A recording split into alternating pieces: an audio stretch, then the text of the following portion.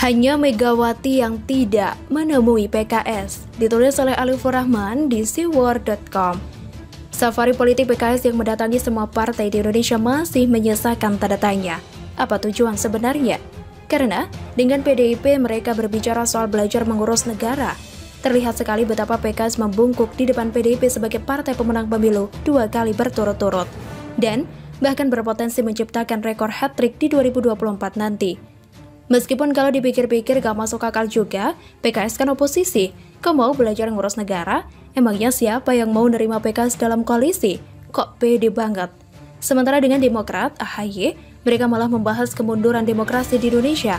Lalu, dengan Golkar mereka membahas soal regenerasi pemimpin nasional 2024. Dalam kata lain, mereka sedang menjajaki kemungkinan Airlangga Hartarto sebagai capres. Lalu, dengan PKB mereka membahas soal kemungkinan ekonomi syariah dan koalisi. Dengan Nasdem mereka membahas isu tentang radikalisme dan sepakat untuk menghindari politik identitas. Sebagai upaya cegah polarisasi pasca pemilu, kurang lebih yang dibahas dengan PPP juga mirip-mirip soal menjaga NKRI. Tapi pertemuan dengan Gerindra sudah berbeda arahnya. Tidak hanya soal nostalgia satu barisan dalam Pilkada Jakarta dan Pilpres, tapi PKS terang-terangan meminta dukungan Prabowo untuk RUU Perlindungan Ulama. Dari semua pertemuan-pertemuan tersebut, pada akhirnya saya menyimpulkan bahwa ini adalah cara PKS memperkenalkan diri ke publik, rebranding, pengenalan pengurus baru dan logo baru. PKS yang baru ini ingin lepas dari bayang-bayang partai eksklusif tertutup yang fokus menjalankan strategi penjaringan massa dari liko ke liko.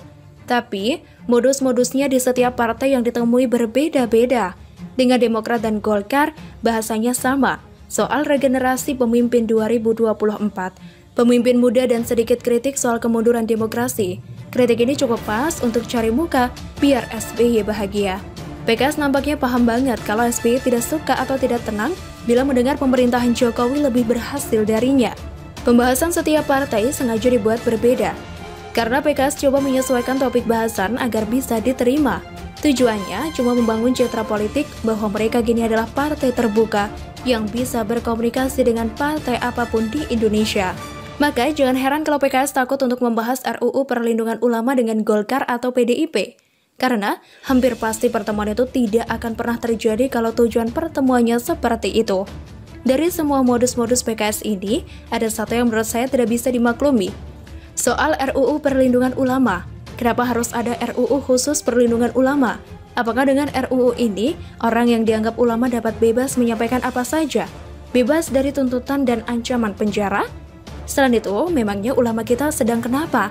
Ada yang salahkah? Atau ada tekanankah? Sampai harus dilindungi lewat undang-undang. Bagi saya ini jelas modus untuk mengamankan tokoh-tokoh tertentu untuk tujuan politik PKS. Dan dengan modus terakhir yang disampaikan oleh Prabowo itu akhirnya publik dapat menilai bahwa citra partai terbuka yang coba dibangun oleh PKS sejatinya hanya omong kosong. Karena pada akhirnya PKS masih ingin memperjuangkan politik eksklusif dengan cara mengamankan tokoh-tokoh agama yang pada pemilu dapat digerakkan secara masif. PKS nampaknya khawatir sekali dengan penangkapan demi penangkapan yang terjadi belakangan ini, mulai dari Bahar Smith, Rizik, hingga Munarman. Tokoh-tokoh yang dicap ulama padahal palsu itu selama ini cukup getol dibela oleh PKS. Maka ketika semua ditangkap, PKS mulai khawatir di pemilu selanjutnya, tanpa ulama jadi-jadian itu PKS akan kurang meriah dan kurang loyal. Sehingga RUU Perlindungan Ulama adalah jalan keluar untuk cari muka, demi meyakinkan para ulama-ulama politik yang selama ini sangat atraktif dalam mendulang suara. Sebagai pendukung Jokowi, saya bersyukur karena partai tempat Presiden bernaung ini tidak terjadi pertemuan antar ketua umum. Bu Mega menolak bertemu dan menyerahkan semua bahasan ke Sekjen Hasto Kristianto. PDI menjadi satu-satunya partai politik yang ketumnya gagal ditemui. Memang Surya Paloh juga tidak bisa bertemu karena sang ketum bermukim di Kepulauan Seribu selama pandemi ini. Tapi, Surya Paloh masih sempat hadir dan berkomunikasi secara virtual. Entah ini kebetulan atau tidak, karena Bu Mega memang menerapkan prokes ketat. Tapi, pada intinya jelas, ada perbedaan dengan Surya Paloh soal pertemuan secara virtual. Dan, saya meyakini ini soal prinsip dan ideologi yang tidak bisa ditawar-tawar lagi. PKS sudah dikenal sebagai partai yang kerap menghalalkan segala cara, politisasi agama dan identitas. Sementara PDIP adalah partai nasionalis dengan ideologi Pancasila, yang tidak akan menghalalkan politik sara demi sebuah kemenangan. Dari kejadian ini saya semakin yakin bahwa di Indonesia ini hanya ada dua partai yang punya ideologi kuat, yakni PDIP dan PKS. Dan dua partai yang berbeda ideologi tidak mungkin bisa ada titik temunya. Begitulah kura-kura. Ade Armando sindir keras Rizik dan Munarman soal Firza dan Lili Sofia.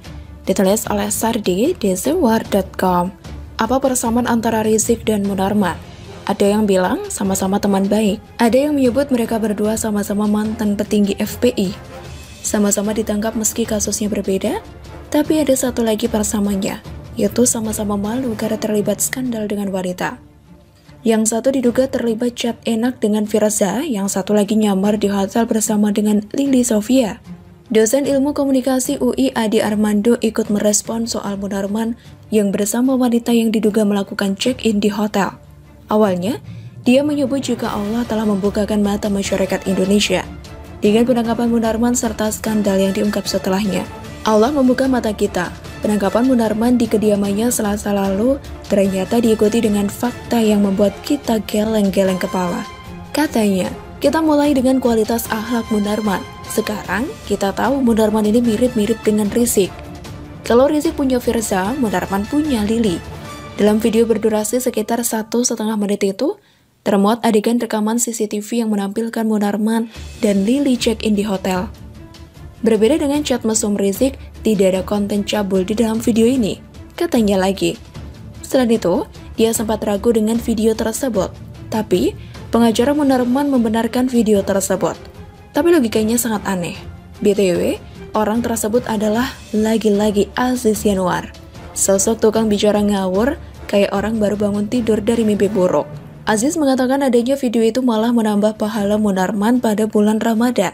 Entah di mana kaitannya dengan pahala. Padahal kita tahu Munarman dan Lili datang secara terpisah di sebuah hotel dan 20 jam kemudian keluar dari kamar hotel bersama-sama. Silahkan pembaca simpulkan sendiri apa yang mereka lakukan. Coba berpikir positif sedikit, mungkin mereka membicarakan prospek bisnis, atau mau buka bisnis baru, atau mungkin Munarman memberikan ceramah tentang revolusi akhlak. Hehehe, jangan mikir kemana-mana. Tim hukum Munarman juga menyebut Lili adalah istri Munarman. Ada juga informasi membocorkan bahwa Munarman dan Lili pernah check-in di 15 hotel berbeda. Pertanyaannya, kalau memang mereka adalah pasangan suami istri yang sah, mengapa harus sering menginap di hotel? Kalau memang pasangan sah, mengapa harus gelisah? Apalagi kemudian diketahui bahwa dalam media sosialnya, Lili menulis statusnya bahwa dia lajang, kata Ade. Mereka ini sebenarnya tidak pintar menutupi bau busuk. Tapi tak bisa salahkan mereka juga, karena kesalahan mereka sudah terlalu lebar sehingga mau ditutupi dengan cara apapun pasti akan ketahuan. Intinya, dengan menggunakan logika, kalian pasti sudah tahu apakah akhlak Rizik dan Munarman itu patut untuk diteladani atau tidak. Mungkin dua orang ini termasuk yang paling munafik. Apalagi, Rizik yang dulu sempat akan melakukan revolusi akhlak keliling Indonesia, nyatanya orang ini juga yang paling licik. Paling besar nafsunya sampai-sampai muncul chat dengan Firza. Orang yang mengaku akan merevolusi akhlak umat, ternyata justru paling mendesak untuk direvolusi akhlaknya duluan. Tuhan memang sudah membukakan mata kita berkali-kali. Kelompok sebelah berulang kali ditelanjangi habis-habisan karena moralnya yang menggelikan. Pada akhirnya bau busuk tercium juga. Yang paling menjijikan adalah mereka selama ini berlindung di balik agama, ulama, dan menjual surga neraka seolah tak ada harganya. Tidak ada hal yang paling menggelikan selain merasa paling suci, tapi kepergok melakukan perbuatan yang sangat hina. Ingat ucapan Ahok? Mereka semua akhirnya dipermalukan. Menuduh orang lain padahal mereka ini jauh lebih parah dan tak berakhlak. Kita semua dibukakan matanya akan apa yang ada di balik topeng suci yang mereka kenakan selama ini.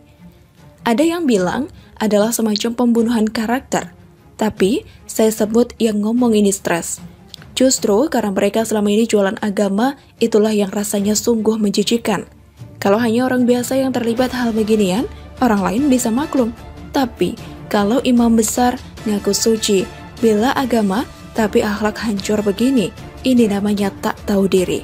Bagaimana menurut Anda?